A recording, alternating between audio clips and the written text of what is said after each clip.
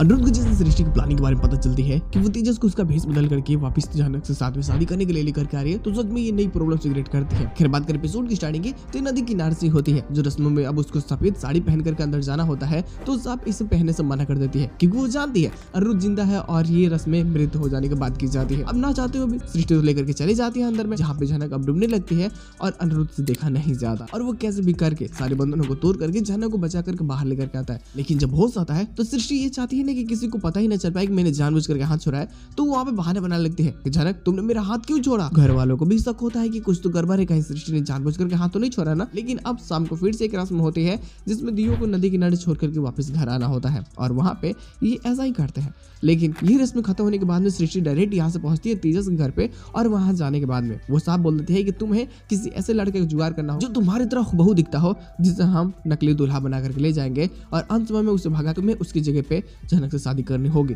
और अब वो भी उसको तो लगता है कि बकवास आइडिया, लेकिन फिर भी वो इसके प्लानिंग में काम करने के लिए हाँ कर देता है। इसके साथ एपिसोड की एंडिंग कर दी जाती है क्योंकि प्लॉट्स काफी छोटा सा होता है, बट जो पोस्ट क्रेडिट सीन होता है वो मजेदार होता है। जनक को नए एग्रीमेंट्स मिलते हैं, लेकिन उससे पहले अब जब भी उसको देखता है अनिरुद्ध तो उसे बहुत बुरा भी लग रहा होता है कि जनक साथ में जो भी चीज हुई है सिर्फ रात्रि, ये सारी चीजों में उसे कुछ अच्छा नहीं लग रहा होता। वो चाहता है कि जनक अब तुम्हें काम मिलने वाला है और कुछ टाइम में तुम्हारे बिलबोर्ड्स भी रिलीज होंगे, तो प्लीज तुम ये घर के काम करना बंद करो।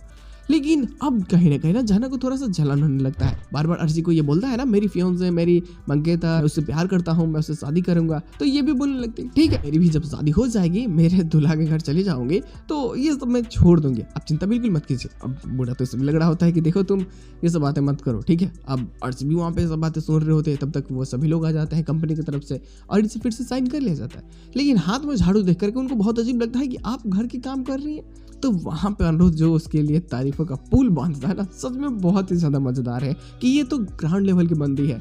अर्थ तू नहीं कहते कि जमीन से बहुत सटा हुआ इंसान है, तो ये अपने काम खुद से कर लेते हैं, इनके लिए कहीं नौकरों की जरूरत नहीं है, ये सबको समान मानती है, डाउन टू अर्थ है बंदी। अब इस बात को सुन करके ना उनको बहुत अच्छा लगता है कि इनकी नजर में बहुत अच्छी है, तो शायद ही हमारे ब्रांड के लिए बहुत सही भी रहेंगे।